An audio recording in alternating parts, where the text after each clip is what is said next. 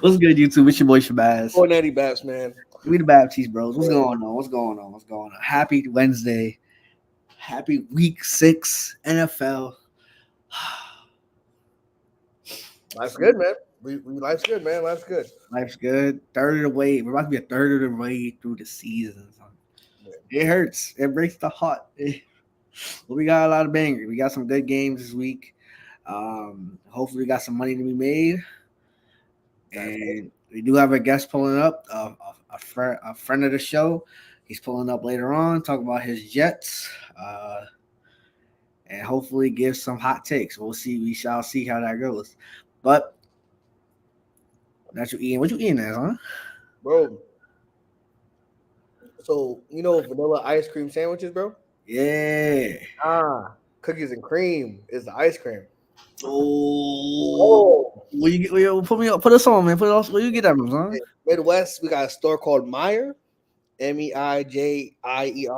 Man, smack your mama with this shit, huh? Smack your mama with it. But it probably is in other countries. Other stores. I don't feel like going up to my freezer and getting the box, but nah, it's all good, man. All good. That look good. I'm glad you're eating good, man. Glad you're eating good. But with all that said, man, drop a like, subscribe if you're new, tell a friend to tell a friend, and let's get right with Thursday night. I was legit tossing and turning at work today, cooking up the parlays and stuff like that. So I'm like, yeah, who is going to win this game? 49ers need the win. Seattle needs the win. They're on a 2-game losing streak. 49ers think they're on a 2-game losing streak, right? No, they beat the Patriots. So, beat the Patriots, but they're 0-2 in the division. Yeah, they lost 3 of the last 4. 0-2 in the division, 0-3 in conference. We kind of need, and plus next week we play the Chiefs. So this is a classic look-away spot for the Chiefs. However, Seattle is not looking good right now. I think Detroit kind of expose a lot of what they're lacking. Plus, they're injured as hell. It's a short week. I think that, yeah, sure, Brock Purdy threw 2 interceptions in the fourth quarter, but I think they could just run the ball and play like ball control and play action. That's the killer for Seattle. Play action, and that's what Kyle Shanahan is going to abuse. So I got the 49ers winning, and I might I don't know what the over is, but I might just slam the over on top of it because I think it's probably going to be a high-scoring game, especially if Fred Warner doesn't play either. Like, both sides are just going to put up points, but I think at the end, 49ers are going to win this game. The over-under is 49.5. I also got the Niners to win. Oh, best friend. If they would have beaten the Cardinals, then I would have potentially smelled an upset brewing. But because, as you mentioned, they're 0-2 in the division with 2 games that they should have won. They were up 10 in both of those games and lost. Mm-hmm. Up 10 in the fourth quarter and lost. Mm-hmm. Like, that's something that's like, you got to, like, look yourselves in the mirror. Like, yo, like, we not a good team. Like, I don't know. Like, the defense, yeah. Oh, Kyler Murray went crazy. And, yeah, but not really went crazy. He just ran, like, effectively. But Marvin Harrison was kept in check for the most part. Trey McBride and his return didn't do much. So their defense held it together. Why did they lose? Fumbles, picks, Brock Purdy. And their offense struggled against the Cardinals' defense. But here's the silver lining. Seattle's defense is no world beaters. Seattle's defense isn't anything. I'm not saying that not to disrespect them, but they're not anything to really sneeze at. Like, oh, my God, let's see the vaunted Seattle defense, Legion of Boom type shit. And because they lost to the Cardinals, I think they'd even be more locked in the way they lost. They didn't get outplayed. They didn't get outgained. It was all self-inflicted turnovers. And because of that, I think they had a great week of practice. And I just think the Niners, the definition of they got to lock in before we tweak out. Because going 2-4, when everyone was like, oh, you're NFC champs, you're the best team in the NFC, and everyone start singing your praises. And all of a sudden, you're 2-3, about to be 2-4, with 3 losses to your division opponent.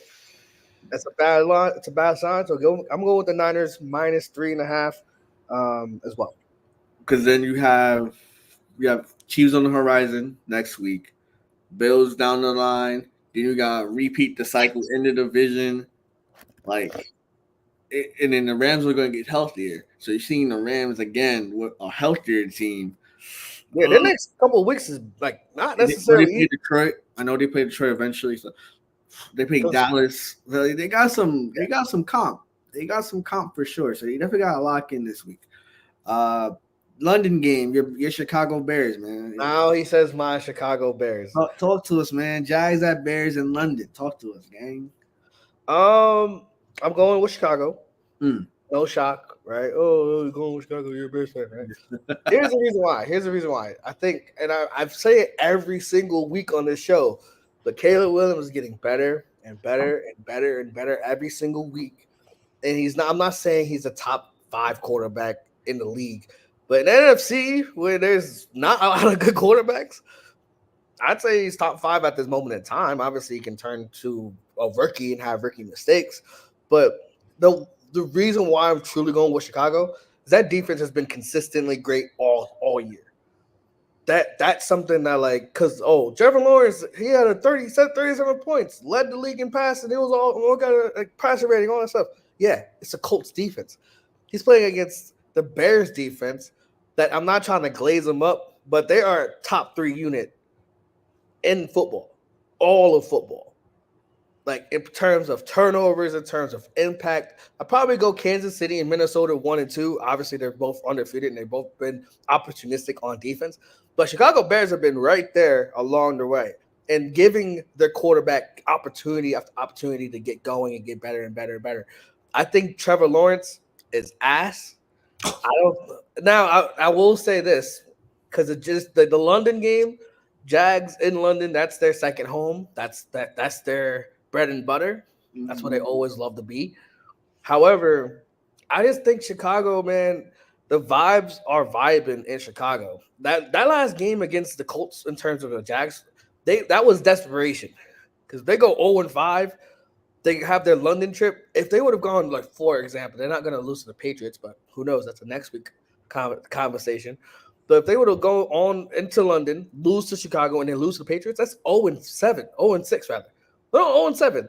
And then they would have fired Doug Peterson on the spot, coming back on their bye.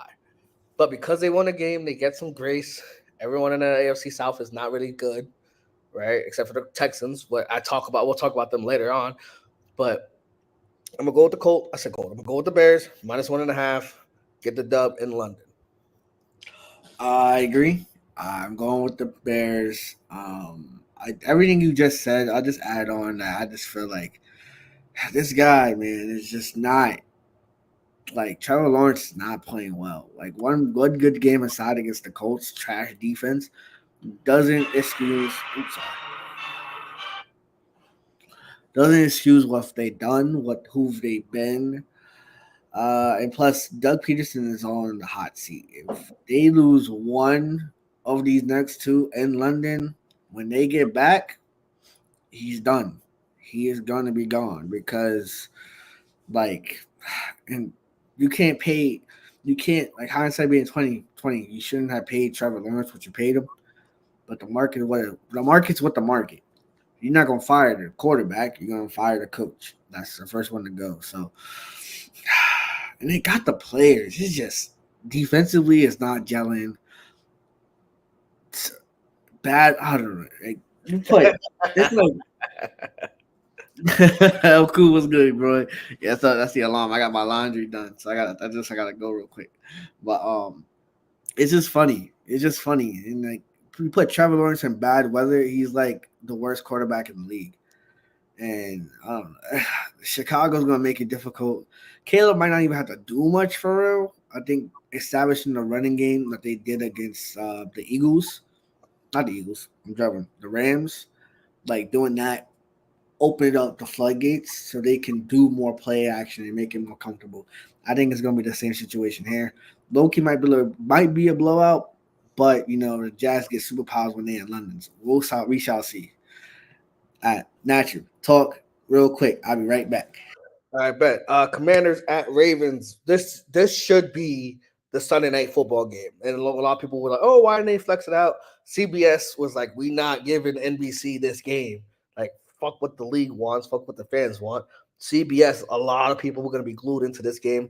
Probably the best game in the 1 o'clock slate. Oh, hands down, the best game in the 1 o'clock slate for sure. But yeah, damn, Jesus, shut the fuck up. Damn, bro, shut up. Anyway, I got I'm betting the over. The over under is 51.5, so I'm definitely betting that. When it comes to who I think is gonna win, I think the Commanders keep it close. Both defenses are not good. However, I know there are players on the Ravens defense that will make Jaden Daniels struggle. I got the Ravens to win. I got the Commanders plus 6.5. Here's the most important reason. Jaden Daniels, for as much as people love him, he hasn't had to do much. He hasn't had to do anything. I mean, yeah, he's been throwing deep shots to Terry McLaurin. The run game with Brian Robinson and Austin Eckler, that's been the bread and butter for this team in terms of the Commanders. Like, at the end of the day, as I'm checking a Yankees score, because that's why Jesus is going crazy in the fucking chat. 2-2. I know it's 2-2, but he's like, let's fucking go, dude. Like, as if they like took the lead. Like, bro, relax, bro, relax. Anyway, I got the Commanders plus 6.5. I got the over for sure. I think both defenses leave a lot to be desired. But when it comes to who I trust is going to make a play, I think Kyle Hamilton's going to make like one of those like, damn, like he's him type shit, and either force a fumble or get a pick, or he's going to do something like a key stop, and it's going to be Kyle Hamilton's the reason why. And because of that, yeah, Bobby Wagner is on the Commanders, and he's going to be awesome. But I think that Lamar Jackson, Derrick Henry play ball control, the scoring offense all the time. And when they need to get it, like they make it happen.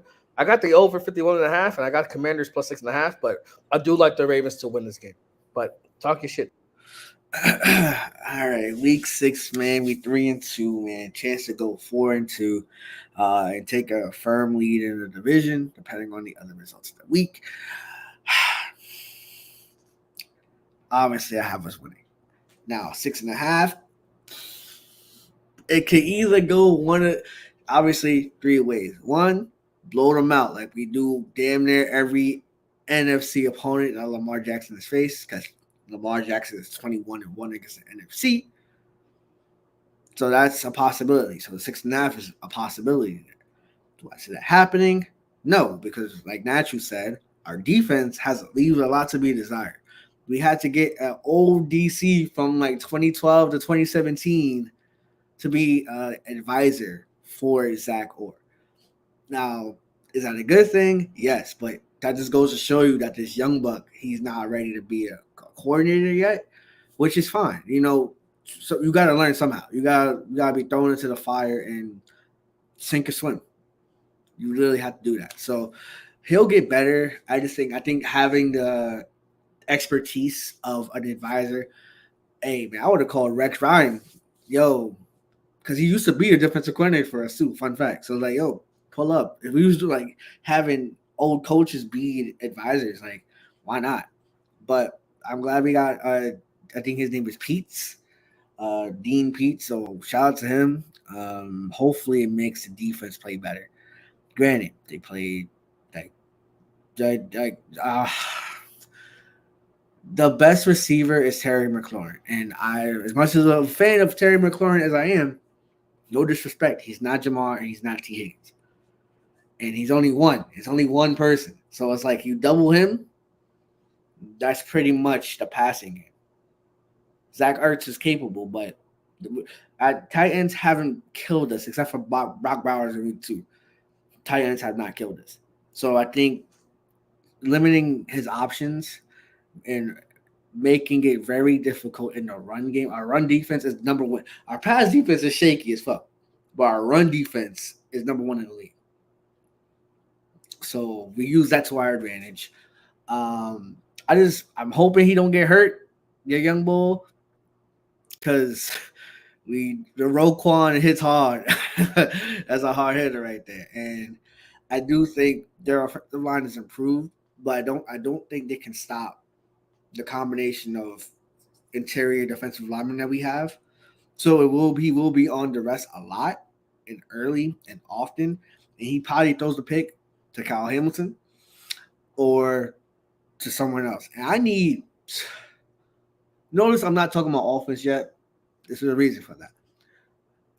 Freaking Marcus Williams, where are you, sir? Where are you, sir? This is my call out to you. We paid you a lot of money to be the strong safety that we needed desperately. And your first year with us, you killed. You was cooking. Your second year with us, he was okay. He was injured, but you made plays or whatever. Now you're relatively a no-show. Great on social media, a great personality, but on the field, you're not doing what we paid you to do. So that needs to change. That you need to step up in the back end because Marlon Humphrey's playing well. Videos on airplanes aside, he's playing well. Brandon Stevens and Nate Wiggins are playing well. Kyle Hamilton being the star, like in the star position, being all over the field, amazing. The weak link is you, my brother. You need to step up. And that's defense. Offense, also, Matabike, keep putting pressure. Like there's no call out to you, but this is a shout out because you got a clutch sack against Burrow when we needed it, and you're the anchor in the front lines of our run defense, which is why we're so good against the run because you a strong ass motherfucker. Offensively, Washington's defense is not good either. So the over should definitely cash. I think we could take advantage of the scoring touchdowns. They will try to ramble us. We're at home. We have a big Monday night game next week against the Bucs. This is definitely not a look away spot, but it's definitely a game we can win, and we will win because 4-2. But if we lose, I will not be mad because I put the Jaden Daniels for MVP agenda up there, which I would personally love. But despite that, it's also MV3 for Lamar Jackson, MVP number 3. We on that agenda as well. So let's go Baltimore. Let's get it right. Battle the DMV. Let's hold it down at home and win this shit. Yeah, one last thing I didn't mention. Yeah, you mentioned it in passing really quick before we move on to my Saints. Lamar's 21-1 against the NFC. Like, that's just actually insane how much he beats the NFC conference. Like, that's all I really got to say on that. Lamar takes care of business. I just think that the Commanders keep it close. Bucs at Saints. You want me to go real quick? Please go. All right. So maybe the young bull Spencer Rattler, man. Here's a guy. That's how Chris Collinsworth. Now here's a guy. But this dude, I watched a lot of his film out South Carolina. He is a dude, yo. You have yourself a hidden gem in the 5th round or 6th round, 4th round. Hidden gem. He said it in an interview, and it literally, if he sees Olave on the field, he's gonna try to get him around. The Bucs just had Matt Ryan, wrong person. 509 yards. Now, what you're looking for, defense. You could play zone against the Bucs. I wouldn't recommend it. Naturally, you did a whole rant yesterday on why we're in zone, we're man defense. We want Marshawn Lattimore or Mike Evans. Yeah, we like that. We like that shit. They can't run the ball. So Bucky Irvin, Rashad Wright, good luck, but no. Offensively, what I'm looking for is just y'all to just make the rookie more comfortable. Get him going early. Rasheed should he get open for a deep shot. to get some confidence going. Because I feel I have the feeling that Spencer Rattler, he's a gunslinger. He definitely is. I got that in in the fiber of my soul. I feel like he's going like not the first drive, but maybe like that second or third drive, he might say, "Fuck it, Rashid Shaheed." Boom. The middle of the field against Tampa can definitely be exploited. Look where I literally look at what Atlanta did and try to copy that as best as possible. I want Alvin Kamara to have a good.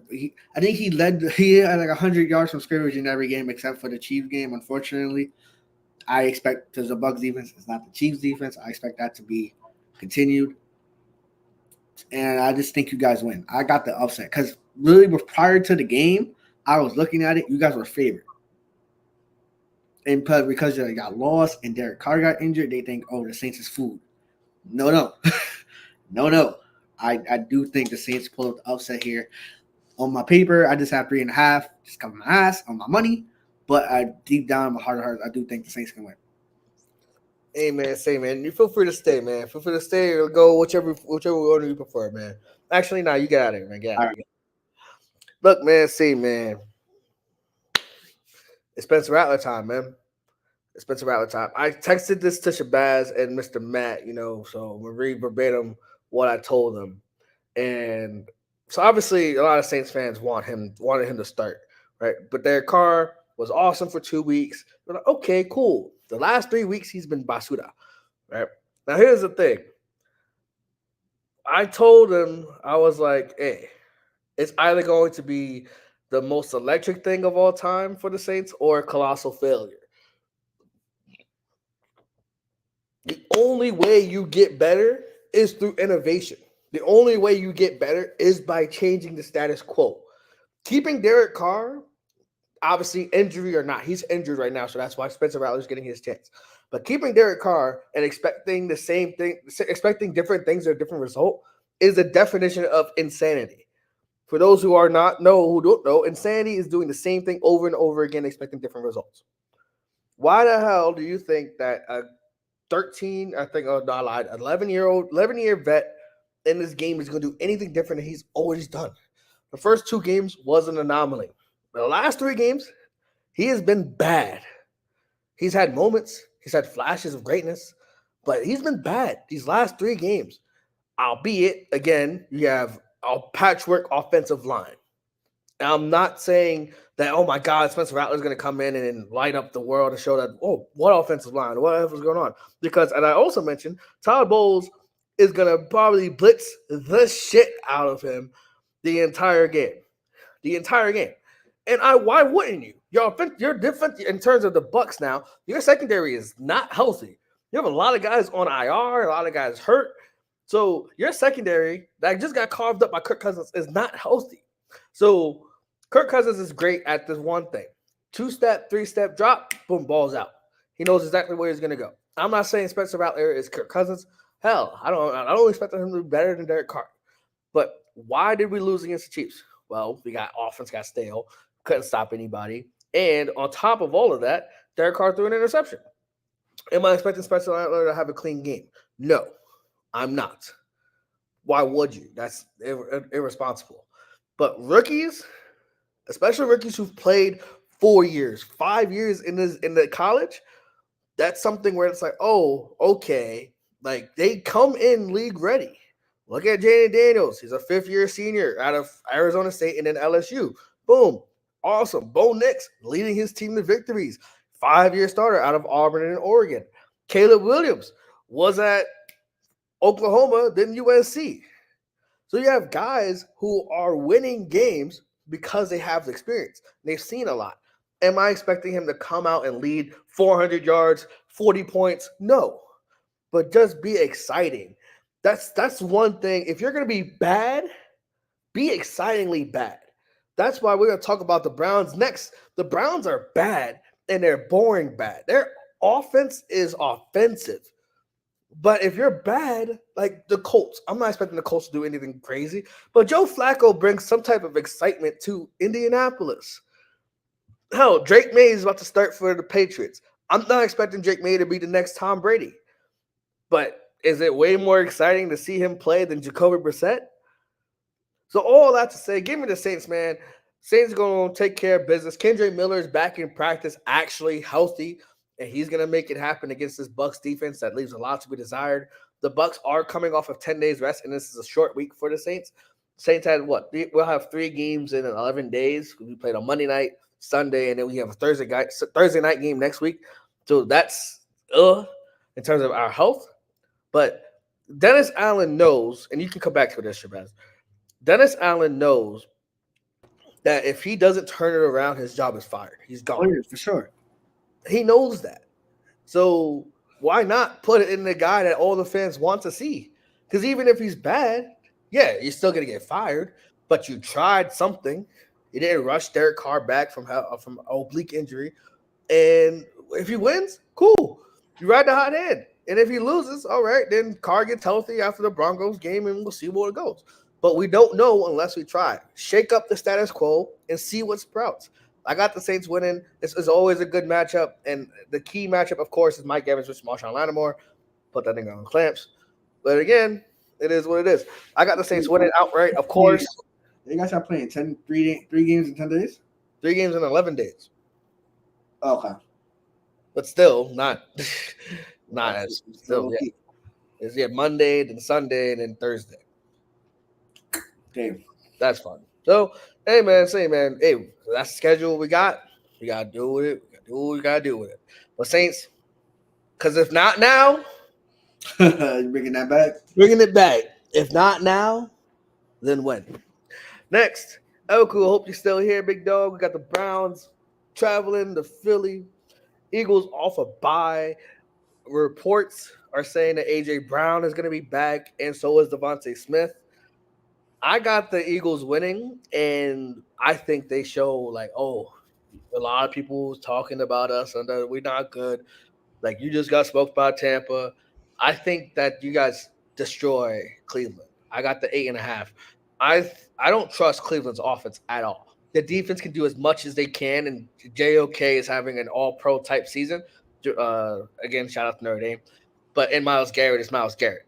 But their offense – I talked about being bad, but being boring bad. There's nothing worse than being just you hate to see your offense. Anytime, and I don't know any Browns fans religious. I think I know one Browns fan in my entire life. And if I asked her, would she want Deshaun Watson or Jameis Winston?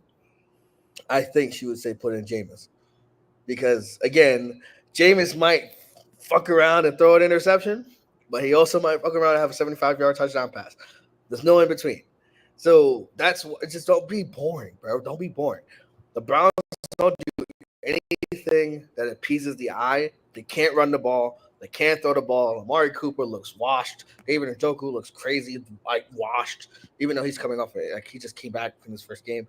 I don't know. Deshaun Watson, until proven otherwise, the one team that they beaten was Jacksonville.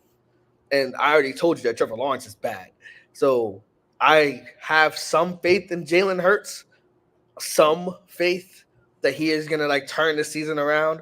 I'm not expecting him to win MVPs or anything, but I still think Jalen Hurts is a good quarterback until proven otherwise. But I think Deshaun Watson is at the bottom of the barrel, and they're going to go 1-5, man. Obviously, to Shabazz' delight, because they're in the AFC North, and it's always fade every team in the AFC North. But genuinely, the Browns they're back to the same old Browns, man. I got the Eagles. Let's not kid ourselves here. I got the Eagles. The best thing that happened to the Eagles was a short bye, especially with the chaos that happened this week of Cowboys winning, firing Robert Saleh. They haven't been in the media, and I think that's important for a team that's on the edge of falling apart and fracturing. It's also Devontae and A.J. Brown coming back, huge bump in the offense. It might be a blowout. And the defense can't play any worse than they had. They can't. So We gotta do it. You gotta get it done. Because again, also, Commanders 4-1. If they lose, they're 4-2. It's not that big of a deal for them. When they lose, it's not that big of a deal for them. If Dallas wins against Detroit, they're 4-2. So like now that we're a third of the way through the season, you kind of got to start catching up. So I'm going Raleigh with Philly. I think they can win. And that's pretty much it. Boom. Colts, Titans. Titans are underdogs 1.5. I got Colts minus 1.5. Old man Joe Flacco, you ride the hot hand. Even if Anthony Richardson was playing, I'd still go with the Colts because it's a fade Will Levis. Fade Will Levis. Like, granted, they're off a bye. Maybe he got rid of his problems mentally, but I don't know. Now, do I expect a high scoring game? Surprisingly, yes, because I think both defenses are trash.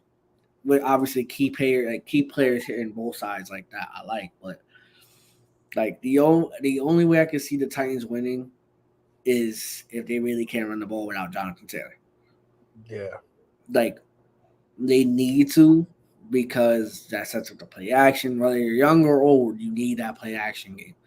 So whoever's the backup running back that's the starter right now, if he can get the chains moving like early, it sets up everything in motion. Because Shane Steichen's a good head coach. He's a good offensive coordinator as well. So like you got to see it. You got to see it. But I don't trust the Titans at all. Um, and plus the Titans, you kind of want to lose. So you could draft the quarterback high and restart everything over again. So that's what I'm going with, man. Because you have the offensive weapons, but you just the quarterback is just ass. That's pretty much it. But you're awful. See, but they're off a win. They're for win against Miami. They only scored 15 points against the Patriots. See, that's the problem. That's the problem. But yeah, I'm going with Colts. Shout out to Ojo Flacco, man, former Raven great. I'm going with the Colts as well. Everything you said is valid. I will be concerned. Hey, Alec Pierce, he got put on IR or is missing this week, and I think Michael Pittman also got put on IR. So like the weapons for the Colts are getting slowly starting to deplenish. But oh man, Joe Flacco, man. Hey, as long as I watched Chisel Adonis' commentary, as long as you have a tight end, if Mo Alley Cox pick him up in fantasy, man, because Joe Flacco loves him some tight ends. No homo, no diddy. But I got the Colts winning. I don't trust the Titans at all. Let's fade Will Levis or Mason Rudolph, whoever starts. And just again, Joe Flacco. I know it's gonna be a point. It's gonna come a game where, like I said this a lot about. Hey, I said it about Eddie Doan. I said it about Jacoby Brissett. I said it about a lot of these older cats. It's gonna become a game where like, oh my god, they're so good, and then like 2 picks, 3 picks, fumble, and like. But until that happens, ride the hot hand. I got the Colts winning. Okay. Texans at Patriots +7. Oof. I wanted to do it. Shabazz, because hey, that new rookie coming in, bringing the juice for this team. I really wanted to do it, Shabazz, but I'm not going to. I'm gonna go with the Texans -7. I think that -7. -7. I think they win by more than a touchdown. The Texans defense isn't bad. They're not bad. They're not good. They're not bad either. And I sent this stat. I sent this stat. Thank you, Shabazz. God damn it. Anyway, I sent this stat to Shabazz and Matt earlier. The Broncos. I said Broncos. The Bengals are 1-4 with a -5 point differential. So all their losses have been close. And then they blew out the Panthers. The Texans are 4-1 with a -12 point differential. That reminds me of the Vikings of 2 years ago, where they win close games, they don't blow anybody out, and then when you face an actual good opponent, you get punched in the mouth and get blown out. So here's the thing. I don't trust the Patriots. Yes, Drake May is starting and making his very first start. However, they don't have any weapons. Like all the other quarterbacks have at least a guy. Caleb Williams, DJ Moore, Jaden Daniels, Scary Terry. Hell, Spencer Rattler. He has Chris Olave. And Bo Nix has Cortland Sutton. The Patriots, Drake May has no star or great receiver. So that's going to be the one thing. And also, the Texans get after the quarterback. Probably one of the top 5 in terms of pressures. Like, they made Caleb Williams in his second start look awful. Had like 8 sacks, 34 fucking pressures. It was bad. So I think Drake May survives. Obviously, I don't wish injury on anybody. And I just think the Texans, they take care of business. I think they understand that, like, they want to be considered the upper echelon of the AFC. These are the type of games they have to handle. So I got the Texans by 7, man. You're gonna go with the upset, aren't you? Upset alert, man. Give me the Patriots plus 7, bro. Multiple reasons, right? There's a method of the madness. For this season has been the year of the big spread crash. Like 5.5 is not sustainable. Like anything higher than 5.5, you saw it last week twice. Giants upset Seattle. 49ers got upset by Cardinals. Bro, big upsets. Week 2, we lost we was favored by 10 points to the Raiders and we lost. Like the season, like it's so unpredictable. You never know what's gonna happen. The Texans, I looked at their schedule and I looked at their results. Bro, they only win close games. They don't blow anybody out. The rookie bump in his first start at home, that's a thing. That's definitely a thing. And I think Jalen Polk is going to step up as the wide receiver 1 for Drake May. You said they have nobody, which is fair. They don't have no name guys. Hunter Henry was the only thing that came to mind. If they could run the ball, again, that's the theme of these quarterbacks. We could run the ball with Ramondre Stevenson, who had a great game. Yo, you can run on Houston. You can. And they play close. So even if it's a like 24-17 type of game, 7, you get the tie, you get the push. So if it's like a 21-17, you're good. You're good. And I think Nico Collins not being out is a big factor. It is. It really is. Because Christian Gonzalez is a top flight corner. So him locking up Diggs, that means Tank Dell has to step up. That means Don Schultz has to step up. Joe Mixon's still not playing. Damian Pierce is not playing. So it's easier to game plan. So the rookie bump, the plus 7 is way too high, especially this season. At home, all those give me the Falcons. Give me the Patriots. Give me the Patriots. The plus 7 for sure, and the heart of hearts for the upset. But I put my money on the plus 7. Fair. I can't disagree with you. I got the Texans winning by 7, but obviously I'm rooting for chaos, of course.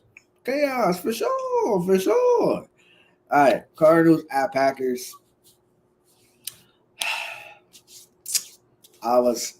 This was another one where I was like, what do I do here? Now, everyone is probably overrating the Cardinals a little bit because they beat the 49ers, but you talked about it in the Thursday night segment. How did they beat them? Like, the defense stepped up in the fourth quarter, and after the whole game, actually, and they ran the ball. Like, if you want to, you have to be. I'm looking for. Apparently, Xavier McKinney is the best safety in the game because he has the most. Like every time I say who they got, he steps up. So I'm going with the Packers money line with the over. I do think both defenses can get got for sure, and the over. I don't know what the over was on top of my head, but I put the play in already. I already put the ticket in. Packers money line with the over. I just think that both defenses are trash, and this is going to be the. Before I say anything crazy, yeah, this is going to be the second best game in the 4 o'clock window. Oh yeah. Easily. So we're gonna This say is not 4 o'clock. This is 1 o'clock. this is 1 o'clock. Yeah, because it's at Green Bay. Oh, okay. Oh, right, because they like Midwest, so that's fine. Yeah. Okay. Best. No, not the best game, but okay. I take that statement back. Sorry. Still, we're gonna go a good game, not the best game, but a good game nonetheless. Give me the Packers with the over. Yeah, man. I disagree. I got the Cardinals plus 5.5. The Packers, they always they play with their food. That's like the best explanation for it. They just play around too much. They can't really stop the run. They can't. And the Cardinals, we want to run the ball and use play action to get our star receiver Marvin Harrison Jr. the bar. Oh, James Conner is underrated as fuck and is one of the best running backs in the league. I'm gonna bet his like scrimmage yards. By the way, just gonna throw it out there. The Packers are opportunistic on defense and always capitalize on a turnover or two. But man, that Cardinals win. Yeah, you might say they're overrated a little bit, but it's one of those things where it's like that's like program defining wins. You go on the road in a hostile environment against a team. By all accounts, if they play that game 9 more times, they probably lose 9 out of 10 times. But everything, the stars align, and you are opportunistic on defense. Jordan Love is going to give you the ball. He's going to give you the ball. He turns the ball over, frankly, way too much for my liking. But he's a gunslinger. He tries to get his playmakers the ball. At the end of the day, I'm going to go with the Cardinals plus 5.5. I do love the over as well. So I'm going with Cardinals plus 5.5. Just pure instincts and pure guts. Chargers at Broncos. This is the start of the 4 o'clock slate. Oh man. As much as I want to keep the Broncos has been cooking. They've won 3 straight. The defense is legit. Pat Surtain II is probably the best corner in the game that no one talks about because he plays for Denver. Like Champ Bailey, like you mentioned it yesterday. Best corner just doesn't get the recognition. But except if you know ball, you know who PS2 is. I'm going to go with the Chargers for the simple fact that they're off a bye. I think Justin Herbert had a week to get healthier. I think Joe Alt and Rashawn Slater had a week to get even more healthier. I think they played the Chiefs 2 weeks ago, relatively close.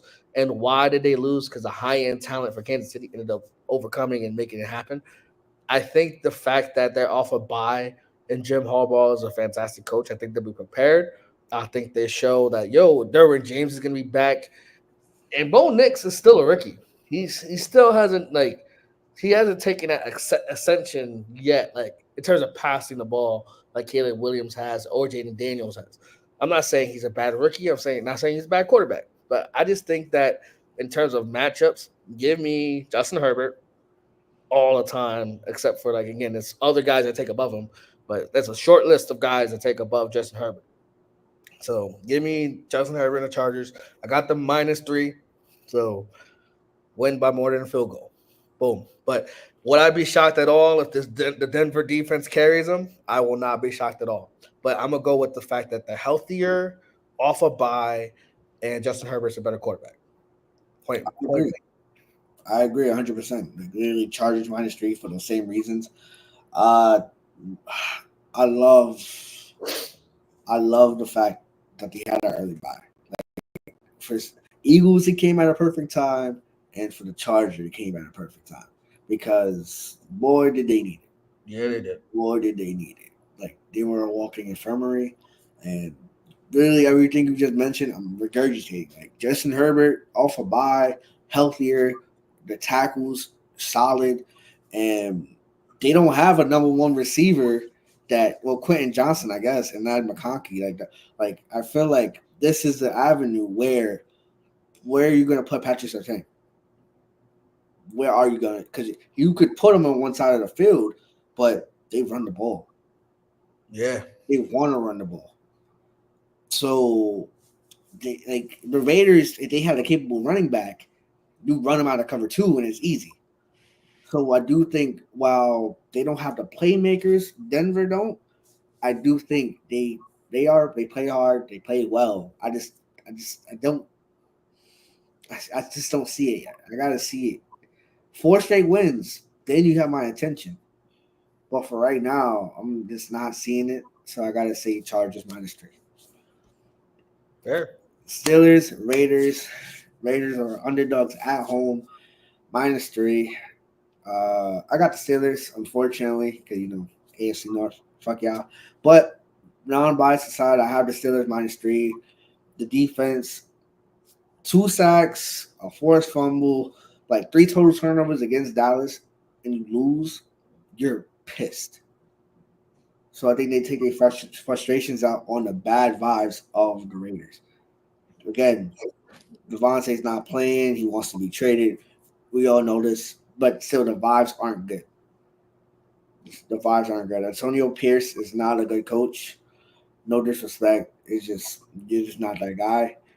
And plus, Russell Wilson is practicing so that Justin Fields is gonna have like not the best game because I think him against the Colts was his best game in a losing effort. But I just think that like he needs to play well because if he keeps playing the way he's playing and they're losing, that switch is gonna happen. Yeah. I'm a fan of Justin Fields. You're a fan of Justin Fields. Corbett's a fan of Justin Fields. Like we root for him to be successful. So let's go. And against the Raiders, you could run the ball on them. So Najee, QB design runs, whatever. And for some reason, George Pickens, mature, my brother. Yeah. I talked about yesterday in length. But they got to get him to rock. Fire move, underrated tight end. They got the weapons. They got the pieces. Split together. Yeah, I agree. I got the Steelers -3. Everything you said was fine. The concern for Steelers is that they had 3 turnover, like two sacks, 3 picks, all that stuff. But they let Dak Prescott carve up that secondary. Deshaun Elliott is the corner that was exposed on the 2 touchdowns that Dallas scored. Like he has to get better because like TJ Watt's awesome and Minkle Fitzpatrick is fantastic. So is Patrick Queen. No, Patrick is ass. He's been ass. He has been ass. But they have guys. They have potential guys. Like Minka and TJ Watt are fantastic. But I'm just saying, like Patrick Queen has the potential to be an all-pro. Regardless, though, Dak Prescott threw for 350. Like they had all the things that you mentioned, and they still got carved up, and they got the ball moved down them a lot. The Raiders are starting Aiden O'Connell. Enough said. That should be Steelers should barbecue chicken alert, go crazy. And again, you mentioned it. The Raiders can't stop the run. So Najee Harris, I'm expecting a decent game from him. But Justin Fields, I'm expecting a game of like my job is on the line. Because as you mentioned, the way he's been playing hasn't been bad, but it hasn't been great. When they were winning, it's like, cool. Don't worry about it. You're winning. You're taking care of the ball. You're not doing anything to hurt your team. But now it's like you're not. Yeah, he's still taking care of the ball, but he's not doing anything to help the team. Mm-hmm. So as the season goes on, expectations change. You're no longer just supposed to be a game manager. You're supposed to be helping your team get wins. So get back on a winning track. Go to 4-2, and assert yourself as the starter. Because as Shabazz mentioned, Russell Wilson is practicing. He is getting better and better and healthier. So I got the Steelers -3, and that's JF2. Let's cook.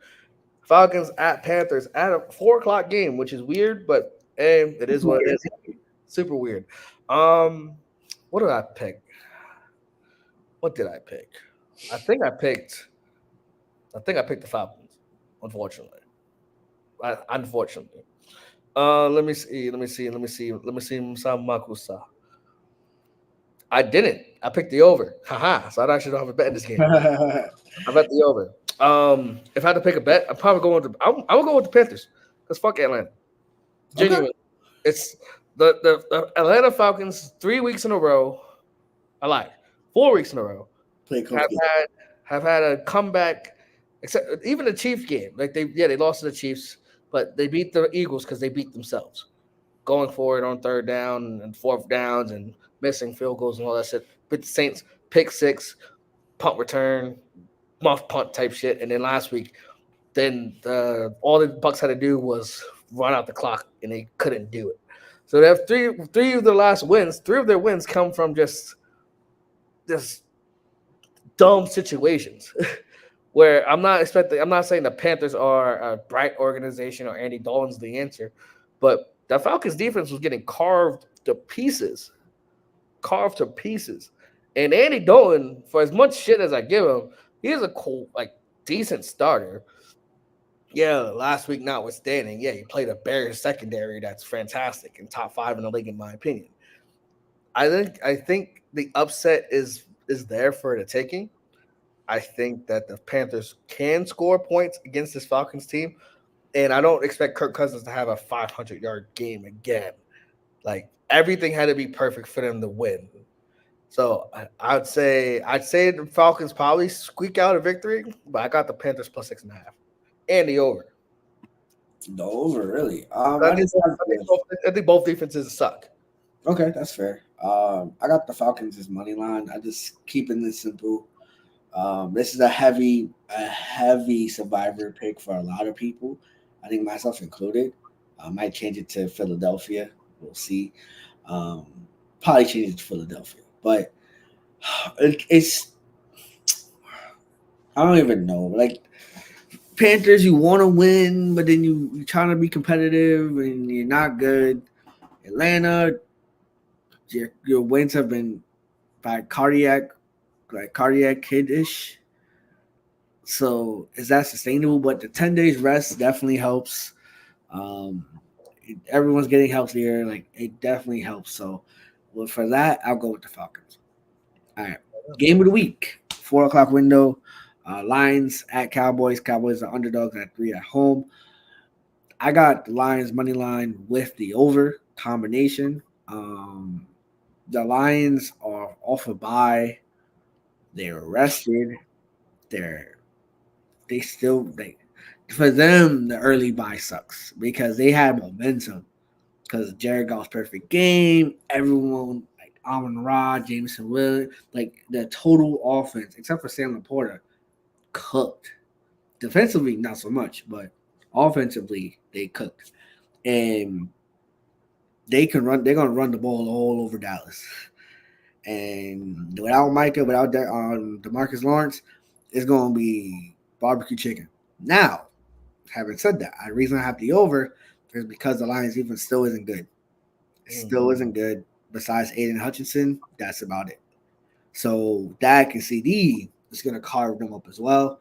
I just think that the time of possession battle will be heavily on Detroit. How long is uh heavily on Detroit just because of the run game. Both Montgomery and Jameer Gibbs, like, come on, like it's hard to stop. So going with Detroit with the over. You want to get your laundry? Or No, I gotta like fold it and put it away. I'll do that shit. All right, so I agree. Everything you said, I got the Lions, man. I don't know about the over. Not because I don't think they're going to score points, but I think that the recipe to beat the Cowboys is to run the ball, keep that defense on the field, because the offense for Dallas, they do move the ball at times, and yeah, the Lions sometimes shoot themselves in the foot with penalties and just dumbness, but they're opportunistic. And I love that. I love the fact you what you said in the start of your soliloquy. The like all the other teams that had a bye week came at the perfect time, but the Lions had momentum. Perfect game with Jared Goff. Everything was going well. First Monday Night Football winning like forever. Like everything was the vibes are vibing. Now obviously still off a bye. Those night people can get healthier.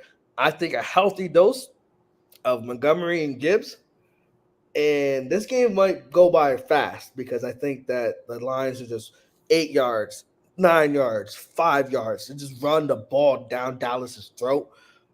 And I got the Lions to win and take care of business against Dallas, who just leave a lot to be desired. I'm gonna just put it safely like that. They leave a lot to be desired. But I'm gonna go with the Detroit Lions to take care of business. Sunday Night Football on NBC. Hey, you knew exactly what I was gonna say. Yo, I was saying that shit all days. Bengals at Giants is the quote unquote best on TV. I said it earlier when you was getting your laundry, but obviously a lot of fans wanted the Commanders Ravens to be this get flexed. It's too early to flex games, and also CBS said, haha, fuck no, because that's our game of the week. I'm gonna go.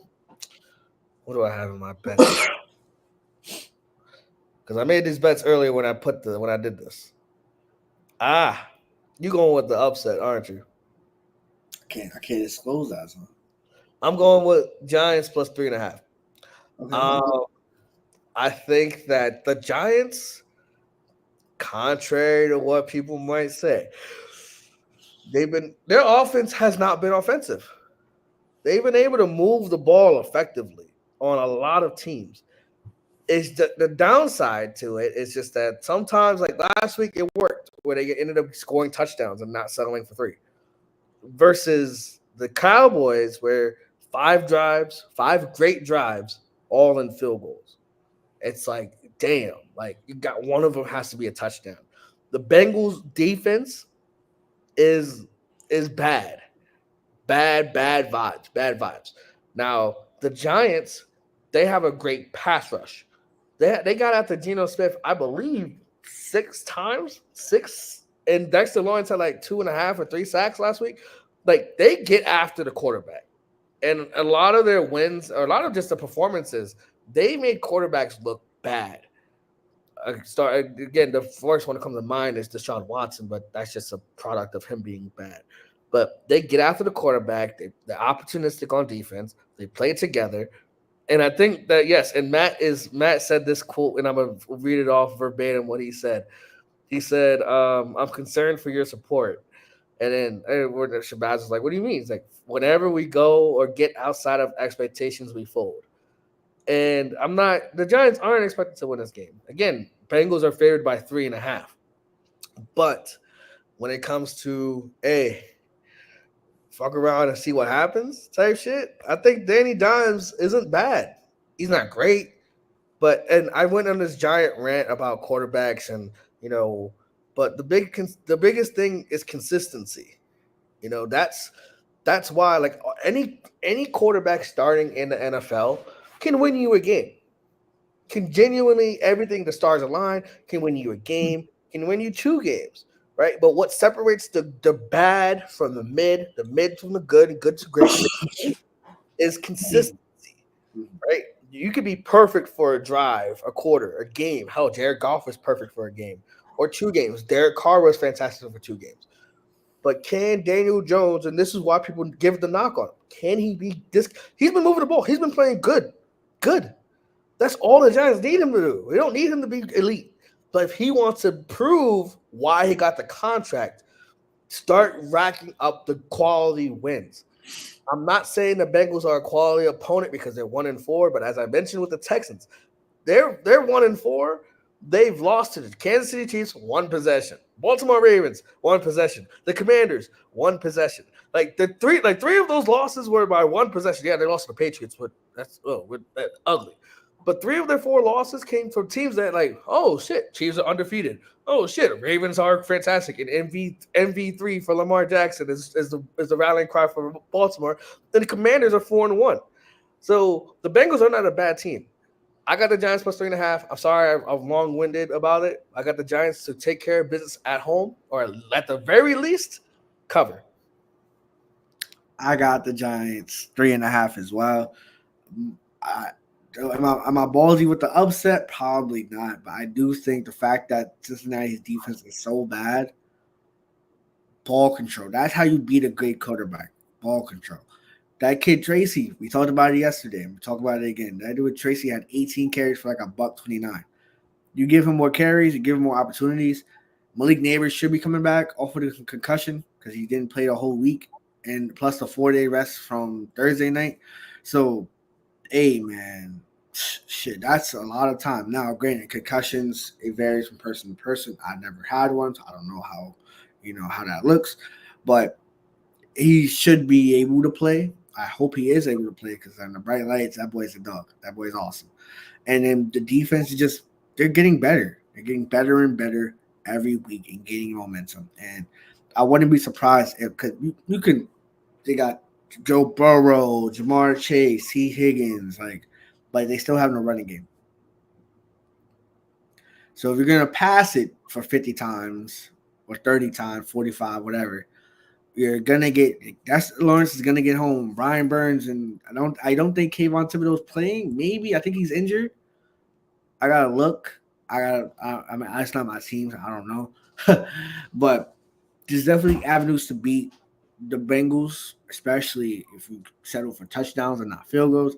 But to their credit, they were cooking Seattle. Like without that fumble six, like in the first drive, like they score in the first drive. Yeah. So besides that, it's like the Giants, dare I say, the best team in New York is what it looks like. Like, I'm not ballsy enough to call it a full upset, but 3.5, I definitely think it's possible. Speaking of New York, Monday Night Football on ESPN doesn't have the same ring to it. Bills at Jets for first place in the division. This is for first place. The Jets need a win because they lost 2 straight. The Bills need a win because they lost 2 straight. You don't want to be a team to lose 3 straight. The good thing about the Bills is that they have the extra day to work it out. The vibes aren't good in Buffalo. And the vibes aren't good in Jets either. Josh Allen is top 3, top 4. And Rodgers is ass. The Bills have no receiving core for real. And the Jets have a great defense. So with that said, I'm going with the Jets plus 2.5. And maybe to straight up upset them because of the defense. And unfortunately, the firing of Saleh leaves room the Ulrich, whatever his name is, the head coach bump. Bro, the head coach bump is a real thing. Every time a new coach comes in, they win that first game. No, I can't say they go on like an insane winning streak, but they definitely win that first game. The new energy, the new leader of the locker room. I think that carries over, and they're at home. I definitely think it carries over. So give me the Jets plus 2.5. And maybe with the upset, definitely the under. I definitely see like a 38-point total. So maybe I'll put the under as a different bet. We'll see on Monday. But yeah. I disagree. I got the Bills to win. They last 2 weeks have not been great. Obviously, Sunday Night Football against the Ravens, they had a buzzsaw of epic proportions in Baltimore, and then in Dallas, and then in Houston, like they just 9 for 30 for Josh Allen is not no bueno. Obviously, at the end of the day, I'm going with the better quarterback. At the end of the day, I'm going with a better coach. At the end of the day, I'm going with that's the reason. That's genuinely the reason. The Jets, everything you said about the Jets defense is going to keep them in this game for sure. Because it's Robert Saleh. He was controlling the defense. The defensive coordinator is he's still there. He's the head coach now. So I just don't trust Nathaniel Hackett, and we got to bring back smoking on that Hackett packet. Like we smoking on that Hackett packet till it's up.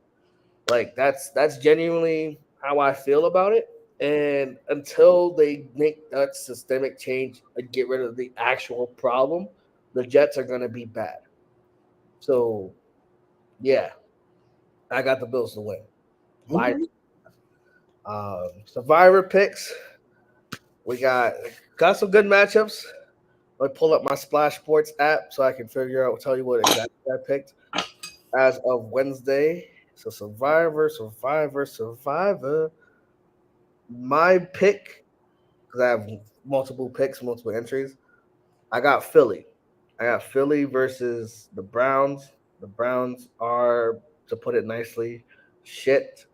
Um, and yeah, I just don't trust. I don't trust them at all.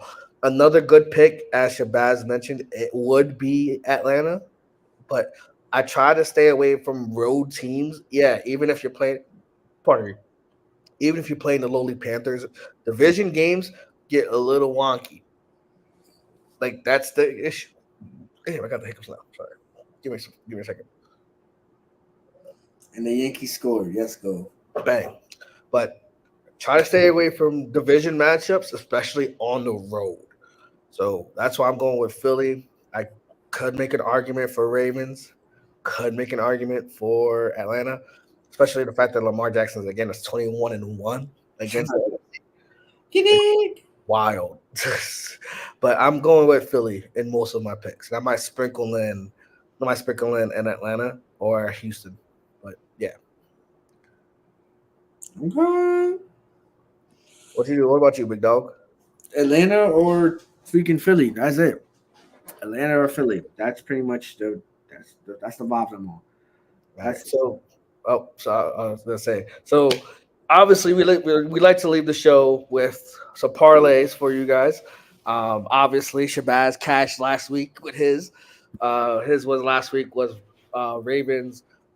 Right, Ravens, Commanders, Commanders, Packers, and there was another team that I'm missing. Chicago. Chicago. So obviously, if you lose, don't blame us. We try to put out some wins, good vibes, and good energies. But when you win, please bless us. Hey, like, subscribe, all that good stuff. Obviously, so we have an inside joke here at here at Baptiste Bros that the FID friends in distress, our teams don't all win at the same time.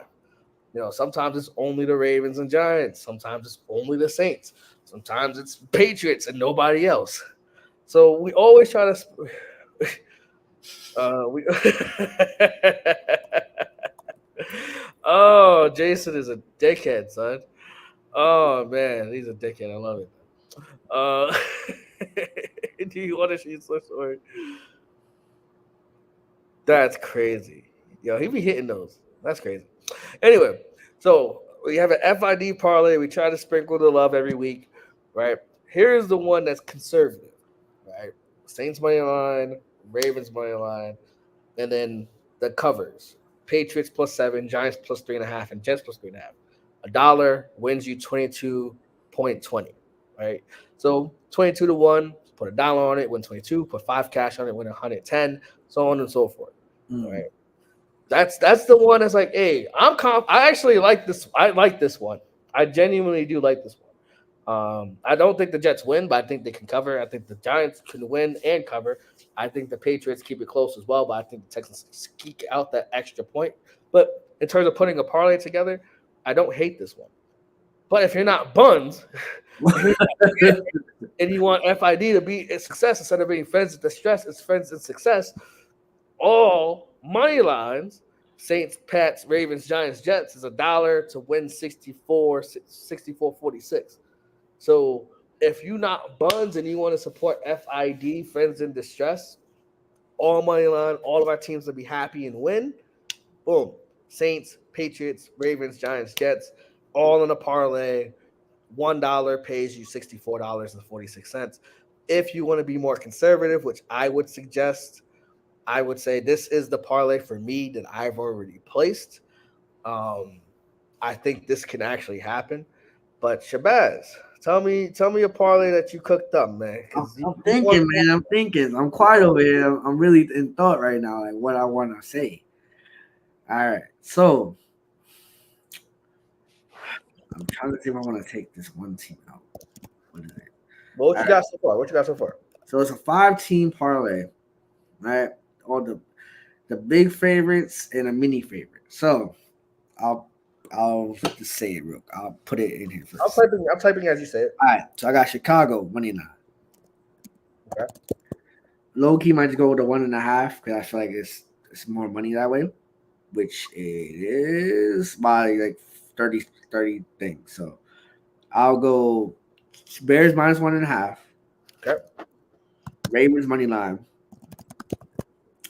Eagles money line. Houston money line. Atlanta money line. It's plus 455. Okay, hold on. Give me a second. Falcons money line plus 455. So $1.05. Yes. But low key might take out Houston. No, I'm not going to take out Houston. It'll be counterproductive, but the Duke come back good cover. So I think Houston still wins, but I do think it's a close game. So it works out. Yeah, keep it Houston. $1 to win you 455, $10 to win you 45. Me, I'm doing $5. That's it. $5 to win 22.76. So that's what we're gonna do. That's what we're gonna ride with, baby. 22.76. We put that in there. All right. Boom. So this is the Shabazz parlay. Talking shit. We got Bears minus 1.5, the Ravens money line, the Eagles money line, Texans money line, and Falcons money line. All to win. Essentially, Bears winning as well. All these teams to win, take care of business. No big upsets. $5 that he put in to win you 22.76. I like it. I like it a lot, Shabazz. I might actually tell you when I get the chance. You might actually tell me it's crazy. You will tell me. You will tell. Oh, I will tell you. When I get the chance, I got these other parlays in college football first, and then on Sunday, we place it. Where? But hey, man, take a screenshot, boom, boom, make it happen. We're gonna clip these and put these on socials. I'll do that after the show because I ain't got work in the morning. Hey, man, You clipping the show? I'll do it today. Yeah, I don't gotta work tomorrow, so I'll clip it up. My man. But yeah, man, that's it. That's all it is, man. Sorry, Jason couldn't make it. He's celebrating with his Mets clinching the NLCS. That's all I really got, man. All I got too, man. So I'll close this out. Ladies and gentlemen, thank you for guys for watching. Shout out to Matt and from his gamers. He was busy, so he couldn't pop up for his Giants. But you know what I'm saying? We rooting for the Giants, man. Big New York in the spot, man. Don't make it hot. Mets, Yankees, Giants, Jets, I guess. So let's go. Let's go. Let's go. But ladies and gentlemen, thank you guys for watching. Thank you guys for, if you're new, subscribe if you're new, tell a friend and tell a friend. Live a life in the 4 F's and the V. Faith, which is amen, hallelujah. Food, family, football, and if I could, I got it. You got it? Vindication. And we see you guys on Tuesday. I'll be on my shorty crib, so you'll see me a brighter lighting, so it'll be okay. Yeah, so see you guys on Tuesday, 8:30. We'll recap week 6. See the clips all over YouTube. And yeah, if you're new, if you like the content, you know what I'm saying, rock with the boy. Definitely tell the parlays. If you hit, bless us with dropping a like or following on Twitch, whatever you want to do. Tell a friend, however you want to just support us. And yeah. So I've been rambling on too long. I got laundry I got to fold. That's 6.